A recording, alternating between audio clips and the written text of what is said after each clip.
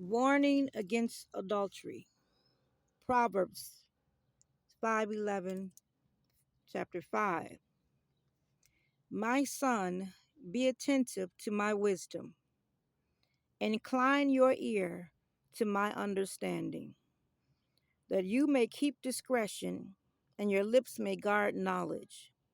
For the lips of a forbidden woman drip honey, and her speech is smoother than oil. But in the end she is bitter as wormwood. But in the end she is bitter as wormwood, sharp as a two-edged sword. Her feet go down to death. Her steps follow the path to Sheol. She does not ponder the path of life. Her ways wander, and she does not know it. And now, O sons, listen to me, and do not depart from the words of my mouth. Keep your way far from her, and do not go near the door of her house, lest you give your honor to others, and your years to the merciless, lest strangers take their fill of your strength, and your labors go to the house of a foreigner. And at the end of your life you groan, when your flesh and body are consumed. And you say, how I hated discipline, in my heart despised reproof. I did not listen to the voice of my teachers, or incline my ear to my instructors. I am at the brink of utter ruin and ensembled congregation. Drink water from your own cistern, flowing water from your own well. Should your springs be scattered abroad, streams of water in the streets, let them be for yourself alone, and not for strangers with you. Let your fountain be blessed, and rejoice in the wife of your youth, a lovely deer, a graceful doe. Let her breast fill you at all times with delight. Be intoxicated always in her love. Woo! Why should you be intoxicated, my son, with a forbidden woman, and embrace the bosom of an adulteress? For a man's ways are before the eyes of the Lord, and he ponders all his paths. The iniquities of the wicked ensnare him, and he is held fast in the cords of his sin. He dies for lack of discipline, and because of his great folly, he is led astray. Amen. And so,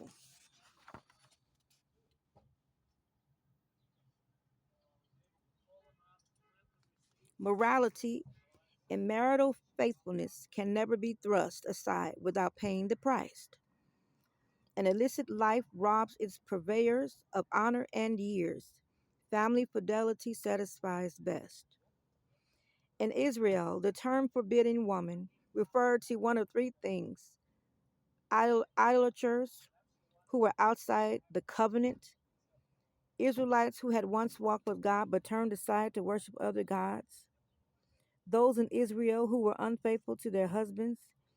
Each of these contexts speaks of betrayal and forsaking a covenant.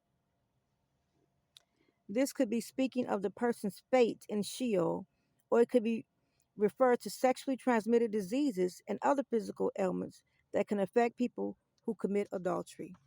And you all know people have taken things to their wives and husbands for committing adultery, going outside of the marriage to lay with someone who is not a part of the covenant. The covenant is the bond that you have with your mate, he or she, as one. To hate discipline, despise reproof, and ignore the voice of teachers makes a person susceptible to choices full of remorse. Falling prey to lust leads inevitably to the utter ruin of a person's reputation within their community, the assembled congregation. In those passages, springs and streams are images used to illustrate sex in its boundaries of propriety. Pictured here is the foolishness of sexual promiscuity. One should neither seek sex from 5:15 nor offer it. to anyone other than his or her spouse. In erotic language that is similar to the imagery in Song of Solomon, these verses describe intimacy between a husband and wife. Sexual expression is given by God, well, Yahweh, for the delight of married couples. When marriage is viewed chiefly as a business arrangement, human passion seeks other outlets. When marriage is viewed chiefly as a business agreement, human passion seeks other outlets. Security is a loan. In Solomon's day, a co-signer could lose all he had and be forced into slavery if he and the borrower were both unable to pay back the loan. There is nothing wrong with being generous, but Solomon warns against entering into agreements that cannot be kept.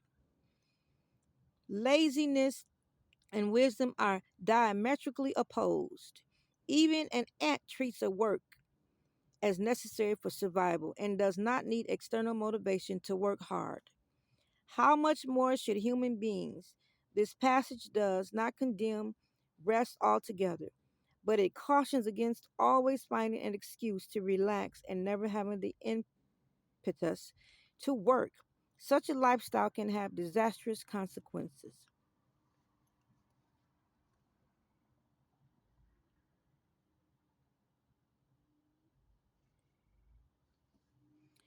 This proverb is what many call God Yahweh's hate list. Three of these seven hated sins are committed with the tongue. James 1:26, lying, being a false witness and being someone who sows discord. So lying and being a false witness is the same thing because you're lying about being a witness to somebody or something. The formula six things that the Lord hates, seven that are in abomination, suggests that this list is not exhaustive. The point is to graphically illustrate the sort of behavior that displeases Yahweh. Lust, desire, is an intense or unrestrained sexual craving or preoccupation with the object of one's desire. Even though Yahweh forgives sin, always leaves some scar tissue. Adultery ignores tomorrow's consequences by emphasizing today's delights. It comes with a spiritual and emotional price tag, and the price is always high.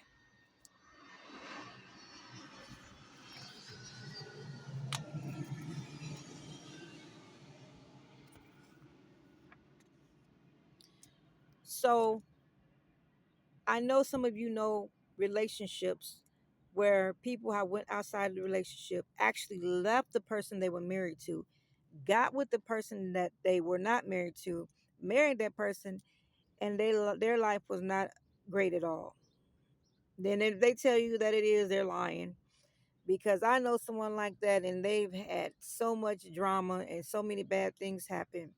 People have even lost their lives. So you cannot commit adultery. It is a sin, and behind that sin comes bad blessings, curses. So walk in the ways of Yahweh, and blessings will be added unto you. Make the most of who you have. And if you're not happy with that person, get out of the marriage in the right way. Peace and amen.